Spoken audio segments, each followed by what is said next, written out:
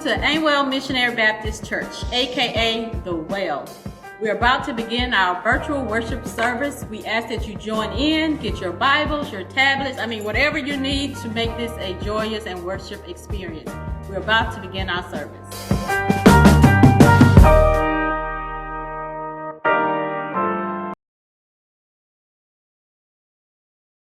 So happy that you're here.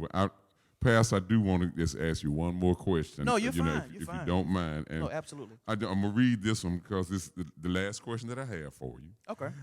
Your life in the last 24 months has been kind of exciting and scary at the same time. Absolutely.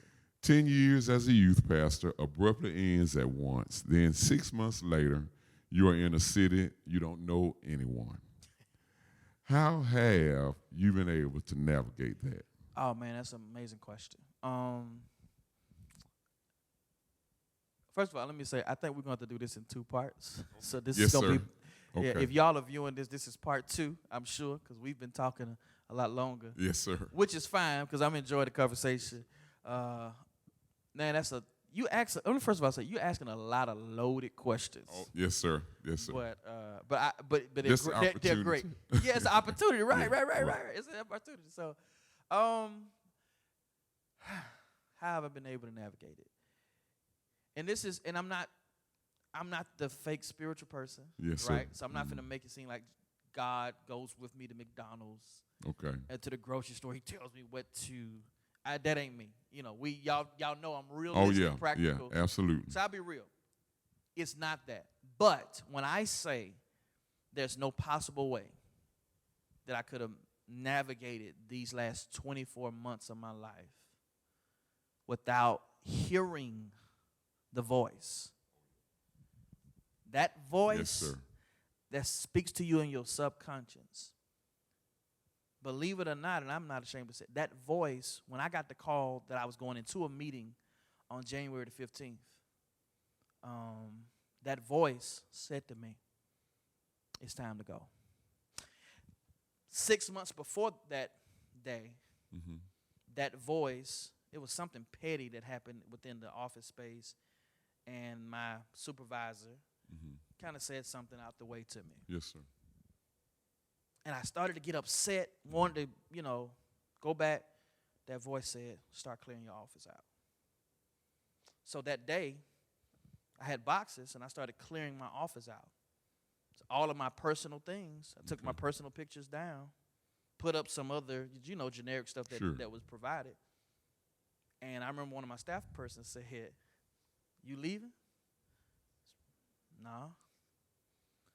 And the petty thing was I was trying to get a chair, a new office chair, because the one I had was broken.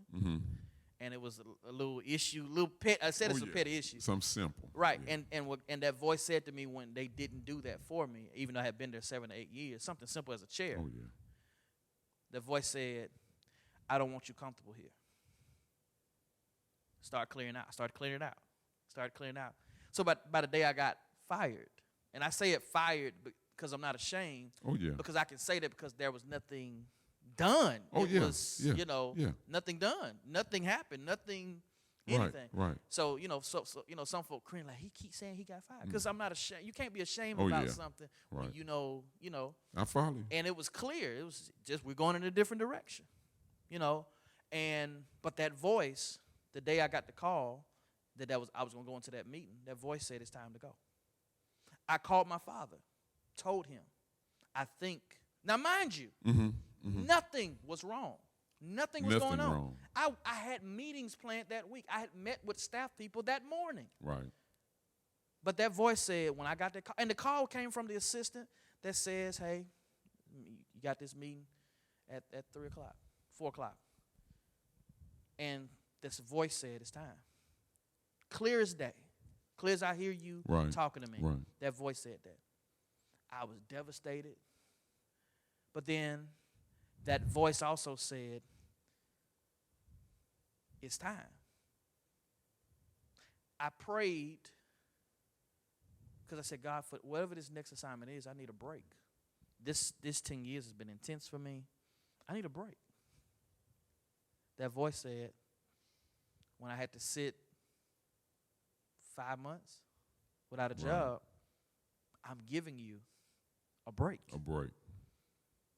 I had time to breathe. I was in my last semester of my master's program. Had time Right. to breathe. Right. Then the last 4 years, I was not allowed to go out and preach as often as I was the first 6. Okay. I was restricted. As soon as I got fired, God gave me a 2-week hiatus after getting fired. Okay. From February of 2019 until April 7th, Here at Aimwell Baptist Church. I preached every single week in a different city. My goodness. This preaching calendar that had been restricted for 4 years now opened up so wide. And it wasn't people giving me charity, saying, well, you know, I know you don't have a job, and we try to put, you know. But all of the engagements lined up every single week. And so I was preaching in a different city every week, getting on planes and off planes, finishing school, and I never went without a meal. The voice said, it's time. It's time. Right? So then you can see God's hand in it. Mm-hmm. Because all of a sudden, God had cleared 15 pastors' schedules simultaneously, consecutively, to where I never had to cancel not one engagement, never double booked anything. 15 pastor schedules. You understand what I'm saying? Wow, right. Including Aimwell. Aimwell. Cleared it in every single week. Because not only did I navigate it because of the voice, but I navigated because I could see God's hand working. Oh, yeah. Right? Right. And so you talk about the scary situation of coming here. So I hear this voice says while I'm preaching, you didn't even know what key I was preaching in. Right, didn't have a clue. You didn't have a clue. Not because you don't know the skill, but you didn't know where I was going, right? So you just kind of laid back on it, you know. Right. And so that I hear the voice say it's time. I see the response of this church I've never met, but it feels like I know them.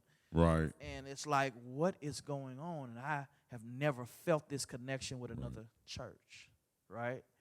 You hear that. So then you hear this voice, and I'm crying, and Reverend Jackson and he took me around Mobile my first Sunday here. Okay. After church. Mm-hmm. We went to the Golden Corral. Okay. On Schillinger. All right. Right. And then we went around. As a matter of fact, met.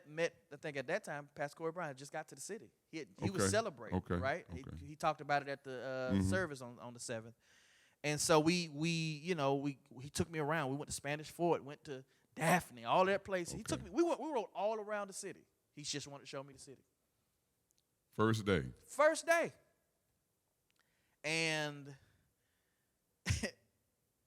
this happens, and I know it's God's voice. I called my assistant, who was still helping me manage my schedule, of course, because I'm still traveling, right? Right. After I left you all on the 7th and the 14th, I was preaching in Durham, North Carolina. Okay. Caught another plane, and the week after that, I was preaching in another place. I can't remember where I was, but I literally was the Sunday before I came to y'all. I was in San Antonio. Okay. Like I was literally in all these places, right? And then you send out 20 resumes and applications, and you get no from all of them because the God's voice is still speaking even when He says no. Oh yeah. No is an answer. Right. That's correct. That's correct. And so because of, I'm so glad we did this. Yes, sir. Yes, listen, we appreciate it. You get a gold star. We appreciate it. I'm glad because this is stuff I probably divulged privately. I have never said it publicly. Okay. But going through this thing, I was, the voice and the hand of God. Right. And so then to even tell you about, we was talking about this off camera, to even see how God's hand worked in this. I take that back. I forgot about this. I told you there were consecutive Sundays, and I told you I never had to cancel. That's not true, actually. Okay. The first Sunday in May, I was scheduled to preach in Georgia. Okay. But I'm gonna finish this and I'm gonna go back to me calling my assistant the first day. No, let me go back. So I called my assistant getting back to the room. That on April 7th, 2019. I called her and I was crying. And she said, you know. I said, yes. I said, start looking for somewhere for me to live. Right here in Mobile. The first day. No job offer. No promise. No nothing. You. Right. Tell you how crazy this is. April 7th. I'm sorry I'm bouncing around, y'all. That's okay. Go ahead. But I've got to get this out. You basically gave me your real estate card. I did. I sure on April did. 7th, 2019. I remember you said, blessed you, Pastor, was blessed by the word. Then you came back, double back, came back. I remember we were standing right there, and you said, here's my card just in case you need it. Why? You don't know how to sell. You can't sell real estate in Georgia. Right. I cannot. You can only sell it in the state of Alabama. Okay, that's what I thought. So I was like, why would he give me? It's God's hand. Oh, yeah. Right?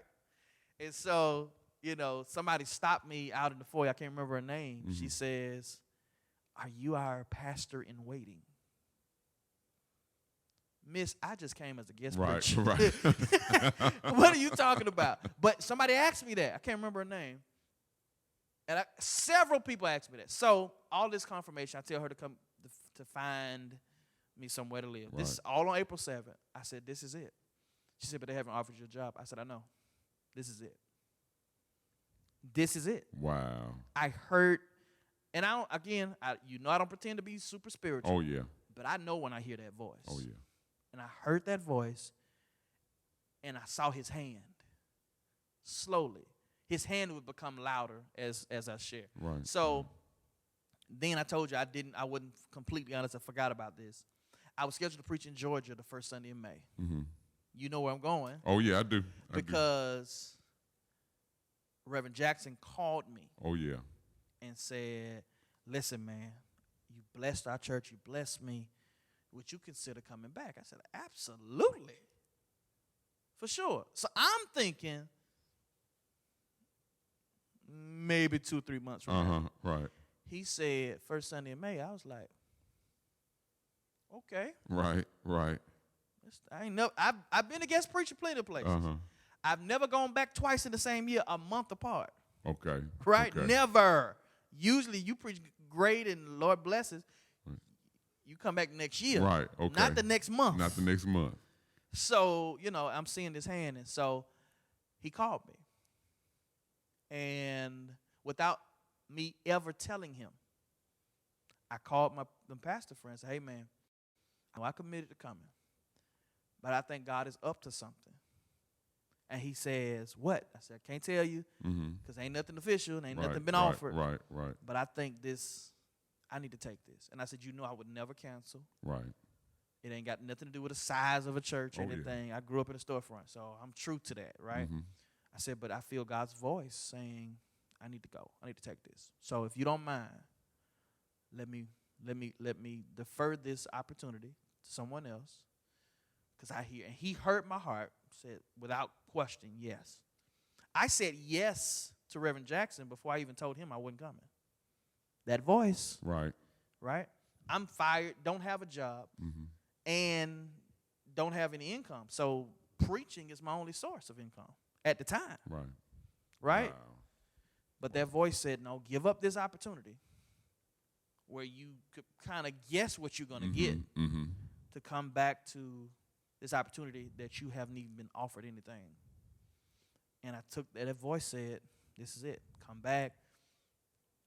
And the conversation starts about it. Because that voice told me. I could have easily said, no, I'll wait another month. Because he literally said, can you come? If you can't, I understand. We'll get you back, But some said, no, do it. Did it. That voice, I'm just being obedient. Right. And then when I came back, Lord blessed again. God changed my message the night before, which I hate when he does that. And preached. It was crazy. Again. Again. Right. It's crazy again. And We went to go eat again. Lord, I love eating.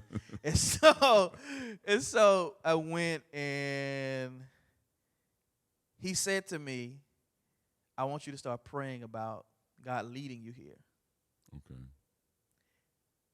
He didn't even know that on the second trip back, I was going to see the place where I now live. Wow. No job offer, nothing on the table. You can kind of sense that may be something, Right, but right. unless it's in black and white, Oh, yeah, yeah. it ain't Right, official, right? That's right. But again, that voice, this is it. I get the offer. I say to them without hesitation, I don't have to pray about it. What you mean you got to pray about it? This is a big decision. You leave your hometown. You've been there your whole life. Right. I heard a voice. Said, this is it. I go to the place. Now the place I currently live, that was an application process, right? And I know I'm way over time. Go right ahead. Sir. but go right ahead. Y'all, this is part 2. I know. So y'all just be with us. Yes, sir. And if it goes long, just blame Brother Mixon. Yes. All right. All right. Blame him. Well, so what happened? So the place I currently live, had an application process as most do. Oh yeah. Right. That was a lot more than an unemployed preacher. I got you. Wanted to afford. Right. But this is the place that I went to see. Okay. So during this time, I look at the application fee, and I'm like, and when my assistant tells me, hey, Pastor Trey, this is a big fee. Do you have this? And I'm like, not for a possibility of me getting in, right? We went through the process online. The lady calls me from the office, and she says, hey, Mr. Woolfolk, and she says, when do you think about applying? I told her, and she says, well, are you in Mobile? I said, no, I'm not in Mobile. I'm living in Macon, Georgia. She says, I said, why do you ask? She said, because we're running a deal. I said, okay, what's the deal? She said, if you apply within the next 2 days, that application fee is cut in half. And I'm talking about significant, a few hundred, 4 or 5, the fee. Or whatever. And I guess that's to whatever their policy was. She said, we're cutting that in half.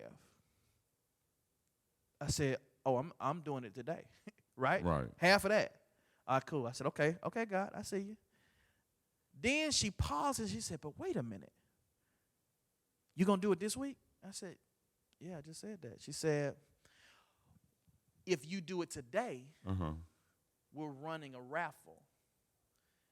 And the raffle takes another 50%. Okay. Of it. No, I'm sorry. No, that raffle took the thing they were running was that it made it right at $100. I'm sorry, I'm telling it in inverted. So it was high amount of application fee. Okay. Got swindled down to $100. Then she says, but wait a minute, there's more. Okay. We got a deal running. Right. Then she says, if you do it now and we do this raffle, you can qualify for another 50% off. I said, okay. She said, but you got to be in Mobile to do it. I said, I'm not due back for a while. So she said, I tell you what. She said, because she said it's something about you. And let me just be clear, she doesn't look like us. I follow you. Right. And she says, I'll do it for you. I'm not supposed to, but I'll do it for you. She does it. And the application fee that was out of my price range became $49 in literally 5 minutes. In a conversation with a complete stranger who had no idea who I am. Right. I'm telling you, you asked me how I navigated it. I'm seeing God's hand. Wow. The place that I wanted, that I visited, I said, okay, I really want to live here, want to do that. And literally, by the hand of God, became available the Wednesday before the Sunday I was supposed to be introduced as the new assistant pastor. That's an amazing story, Pastor. 100% true. How did I navigate it? God. I had a voice, Mm-hmm. and I kept seeing his hand.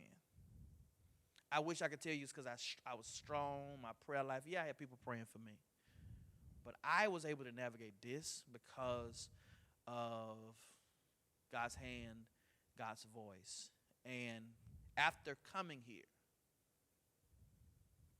there was this immediate connection, which is God's hand. Oh, yeah. Right. Because I got so many mamas and Oh, stuff yeah. in the congregation. Yeah. Right. And it was such an organic connection between Yes, sir. Yes, sir. me and Aimwell. And with Reverend Jackson and I. And then the love that you all gave naturally Right. became the love that started working on my wounds that I came Okay. here with, Okay. covering up with a suit. God's hand Mm-hmm. is involved. So I've been able to navigate this space simply because of that. And simply because no matter where I was, I could see his hand, hear his voice. I know that sounds kind of deep, but I believe God does his best miracles right in front of our eyes. When he Yes, starts sir. to piece together places, even the idea that a relationship I started 10 years ago with James Jackson, I met him through a mutual friend in Augusta. Mm-hmm. I'm the little brother. I'm the youngest of the group, right? Okay. So I'm the baby brother. So I know. Right. Instantly, James brought me in. His story of struggles in ministry and having a pastor who was, did things and tried to sabotage. Right. He had the same story. Not even knowing I was living it. We went out to dinner. He shares with me his story. We instantly connect. God puts on his heart, you need to keep him close. This is 10 years ago. And, that's next week James and I are going to sit down and talk about it. Okay. Because you all suggested, hey, let's talk about the story leading up to this point. Right, exactly. But you can see God's hand. And James and I, we were very close, but because pastors have very crazy schedules, sometimes you don't talk to your friends very much. But when you talk. You got friends like that in your personal life. Absolutely. And so we didn't talk all the time, every month, every other month. We didn't talk. But when we talked, we caught up, we talked. And anytime I needed him, I could call, right? When I was at a breaking point. We talked maybe once, twice, 3 times, 4 times a year maybe, sometimes. Nothing wrong, but he's pastoring this 10,000 member church. He got stuff to do. Mm-hmm. And so, but every time I need him, he was there. And Lord put on my heart to call him when I got fired. Not even knowing Reverend Jackson was getting tired. Right. And needed help. God's hand was in this. Right. Has been in this. He was in it 10 years ago. He was in it 10 years. You understand what I'm saying to you? Yes, sir. I would not have known about Aimwell had James and I not have met. I mean, I'm calling him James. But, had he and I not have met 10 years ago. 10 years ago. So I would like to believe God had this in mind. Oh, yeah. He had in mind that I would form the relationship that would introduce me to James. All of this, man, don't get me started. Yes, sir. All of this is God's hand. Yeah. And so I've only been able to navigate not just the last 24 months, but the last 37 years of my life. It's because I've seen God's hand throughout my life. And that relationship that seemed just a brotherhood. I preached at New Beginnings before. And, James took me to my first NFL game. Okay. At Indianapolis. Indianapolis. And this is when Peyton Manning was still playing. His first time back in Indianapolis after leaving the Colts. I went to that game. And so who knew? Who knew? Who knew? I was blown away by preaching at his church. Which if you've ever been there, you see it's an amazing system and structure in church. Okay. And so I was blown away by that. And to be honest with you, when I called him in January of 2019, I was asking, hey, man, honestly, unashamedly, do you have something you can, from a date, I'll come teach a Bible study. Listen, I don't have a job. I wasn't calling for him to introduce me. I didn't even know his father was a preacher. Right. I've heard you say that. I never knew his daddy was a preacher. Because when we talked, we didn't talk about, he didn't know what my father did, right? Right. We talked about what we were dealing with at the time. And so had no idea. And I guess this kind of takes us into our thing next week, our time next week. I remember the conversation, and I'll be done with this. I called him that day, January 17th. No, 16th. Talked to him that Wednesday. And I'm going off. Oh, my God, I'm hurt, I'm crying, man. I'm saying 10 years of my life. Right. Not even a celebration, not a thank you, not a plaque, a certificate, 2-month severance for 10 years. 10 years. 2 months. You understand what I'm saying? Right. 10 years of my life, 2 months. And I'm going through all this stuff talking to James. Right. And he says these words. I understand you hurt. You have every right to feel that way. But God may be up to something. I can't tell you what I said in response to that. Okay. But it wasn't spiritual. Yes, sir. But in my mind, something in me was saying, just listen. Okay. I didn't know that was God's voice and hand saying to me, what looked like destruction, I'm going to say this. You got me started. I don't know why you're asking me these questions. That's okay. Come on. But what looked like destruction and what was designed for your destruction. Because something we do to people when they go through stuff is we try to spiritualize their hurt, and it's insensitive. You know, Joseph said these words. He says, you meant it for evil, but God meant it for your good. Right? Meant is talking about weaving a rug together, right? So what Joseph is saying, while you were over here weaving these evil deeds and things together for your plan, God was where you're sitting, weaving what I'm doing over here into his for my good. What we try to do to people who are hurting is we jump to the other side of the butt and say, it's for your good. Right. But we never give people space to say, but it was evil. We don't give people space to say that. And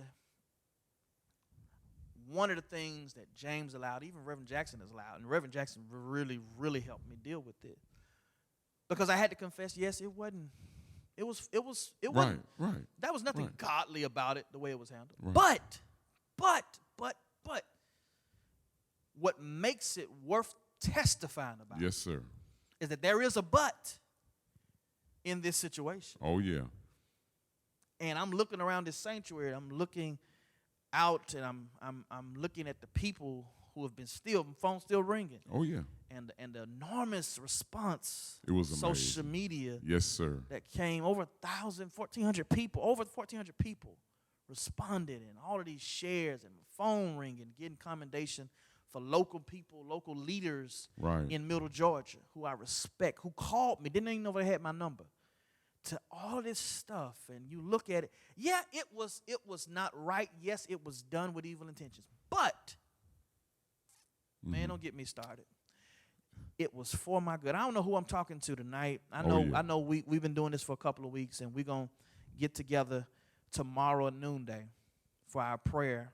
And I hope you've been praying with our theme. But Brother Mixon. Yes, sir. I just want to share with somebody. I know it hurt. I know. And I'm going to tell you this. We got to stop spiritualizing stuff and just say what it is. They were wrong. They should not have handled you like that. Right. They should you were better than the way they treated you. But don't you forget, there's a but in that situation. And a but in English and in the sentence structure, Right. the but is what you call a conjunction. You know, junction, what Your function. Yeah, you know it. Yes. And it's an adversative conjunction, which simply means this, Brother Mixon, that whatever, man, I feel like preaching. You might need to jump on the organ. Whatever, listen, you got E flat, you know it. Let's go.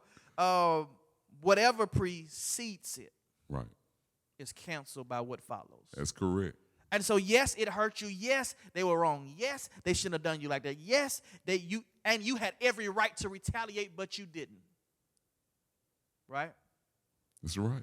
You could have fought them back, but you didn't. You could have lied on them. You could, as a matter of fact, there are some people, I feel this in my spirit, who you could have fought back with the truth when they were lying on you. Oh, yeah.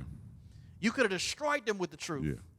But God gave you enough peace to just say, hold your peace.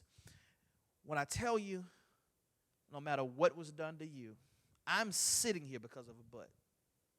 Because God says, but God. When I tell you, when I posted it and I was so proud to do it,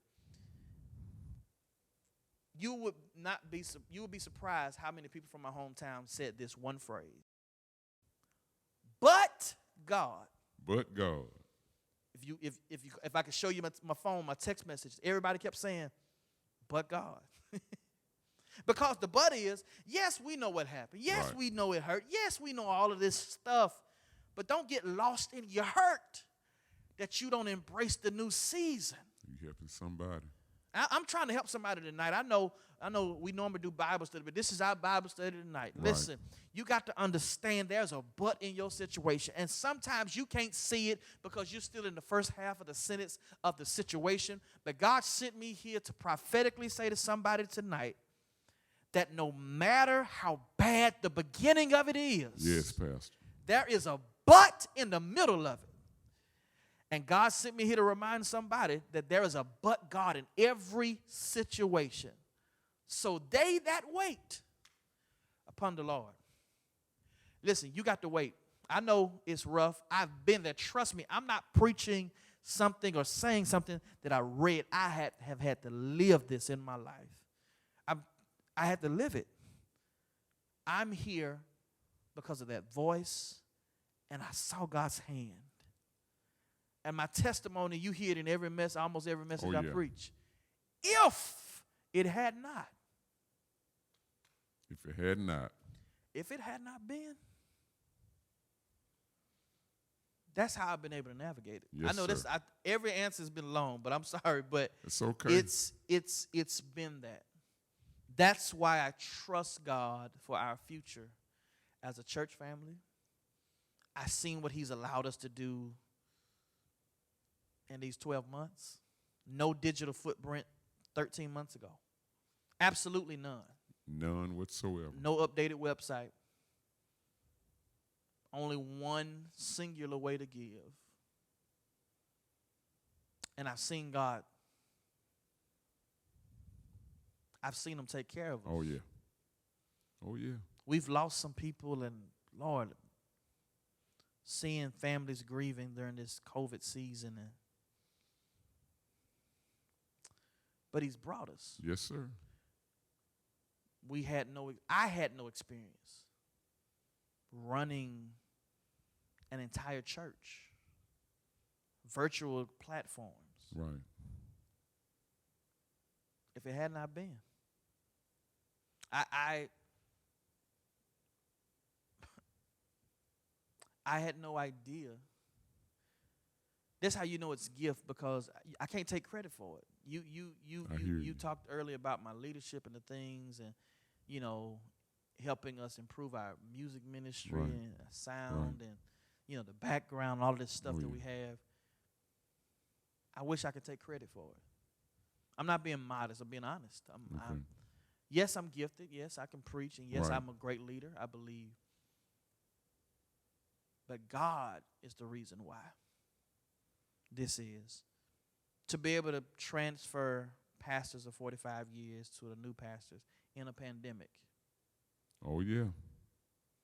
A lot of churches are not even making it through a pandemic to have church. There's some in our city, Right. because of limitations that are Right. beyond their control, Right. have had to shut down, have not had church in 12 months. And here we are Oh, yeah. in this place. I'm so grateful and humbled by seeing God's continued hand and his voice in our situation. I want to thank you, Brother Mixon, for Yes, sir. encouraging me to do this. It is hard for me to sit and have this kind of, not because, it's just, to open yourself up to Oh, yeah. share. Right. It's always making you vulnerable. But I hope that something I share, first of all, enlighten, which is what you wanted, enlighten our church about even Right. more about me that they may not know and have shared. But I'm grateful for you encouraging me to do this. I can't wait. I can't wait to see what God has Yes, sir. in store for Aimwell.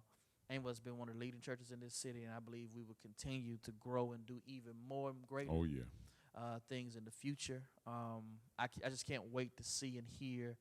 I can't wait to get back in the sanctuary. Oh, yeah. Oh, we yeah. can't wait to get back to see. I miss, Right.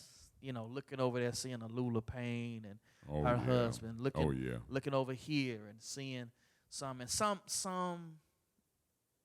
have gone on, Oh, yeah. and we won't see them on this side. But looking back and seeing these faces and seeing the hand wave, Miss Vancia Easterling, seeing her yeah. sitting there, and Sharon sitting right here, Oh, yeah. Terry and Tanya. Tanja, Mhm. and it don't get me to call the names, you know what I'm saying? Seeing people sitting around, I missed that. We missed it. Oh, yeah. And so I look forward to the day but we're going to I want to keep us safe, Oh, yeah.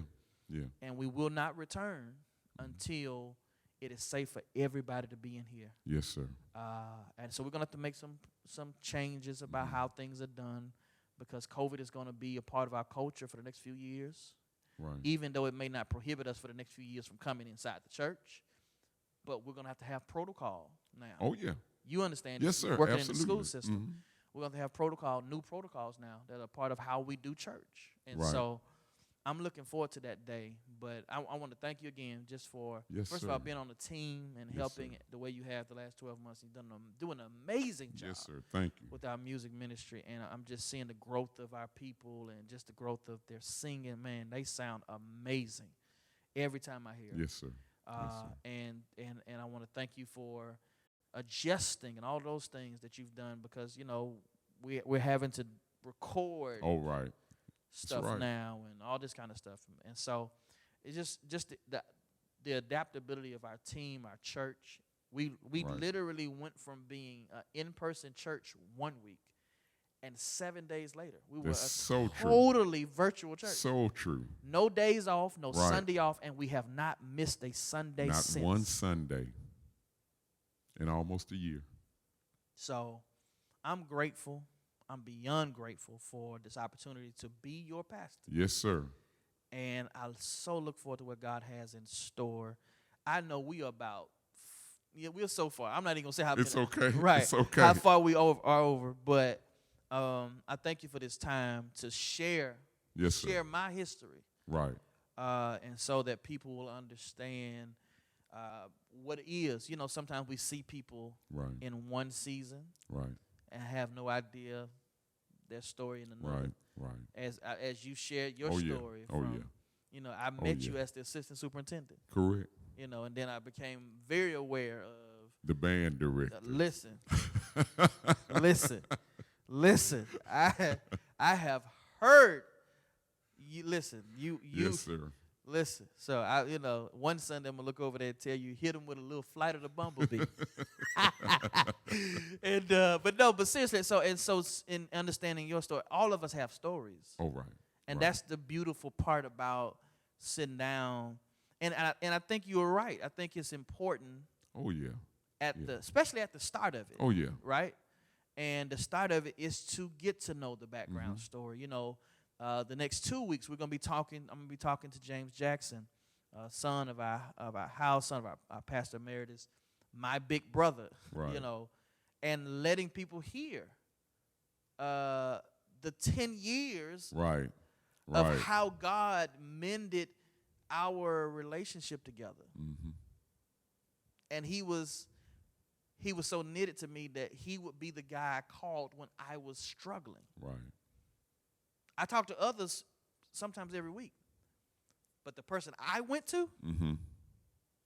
was James Jackson. This is 10 What years. a story. No superficial interest, just pure brotherhood. Right. Only for me now to be eating at his mama's table every Sunday. More my mama's. Right. That's right. It ain't his mama. My That's mama's right. table. That's right. That's right. To have a stash of yeah. snacks at her Oh, house. yeah. You understand what I'm yeah. saying? Only for that to have happened. That when I tell you I quote it a lot because I lived it. If it had not been for God, I know y'all tired of me saying that, but if it had not been for him, I wouldn't be here. So My Lord. I want to thank you, man. Thank you Yes, so much. sir. I hope Yes, I did sir. not. I know I did a lot of talking. No. This gives our church the opportunity to even know the Pastor Trey before his arrival here at Aimwell. And I just want to say to you, thank you for yielding to God's voice. Thank you for yielding to that hand. I can't wait to see where God takes us under your leadership. And I and so many others here at Aimwell and in the city, and even outside of the city, are so excited, I think, for this place and this space that we are in right now, even in the midst of COVID. So thank you, Pastor. Thank you so much. Thank you. Thank you, ladies and gentlemen. This is our new senior pastor. What started out as an interview went from a Bible study to a mini sermon. This is who he is. This is the fire that lies within him. And I'm just so happy to be a part. You can find us certainly on our social media pages. Aimwell Baptist Church Mobile. That's on the same on YouTube, Facebook, Instagram, or on our website, thewellmobile.org. And you have all our contact information there. Again, I am Terrence Mixon, the minister of music here, with our wonderful pastor, Pastor Trey. You want to say something Let me else? say one thing Yes, before sir. you go. They probably be like, Pastor, you've been talking a lot. I know. I promise you. We don't do these often. That's okay. Right. Go right here. But listen, I hope you're still praying. We started praying last week. We're praying this week, asking that God to help us deal with our negativity. Meet me tomorrow, noonday. We praying. Listen, we fasting from 9 to 12, whatever you got to fast from food, social media, whatever it is that you would normally be doing. We're going to set this time aside to spend some time with God and hear from God. Yes, sir. Because I believe, as I said on March the 7th, the best is still yet to come. So let's pray together. Meet me tomorrow at noonday, at 12 noon. We're going to get on and have a time of devotion and prayer as we go to God in prayer, seeking guidance for where we're going in this next season. Yes. Go. I'm sorry. Thank you. No, thank you, Pastor. Thank you for being here. For those who are not a part of our Aimwell family, we would love to have you be a part of our loving family, our loving pastor. And again, thank you so much for your time and your attention. God bless you.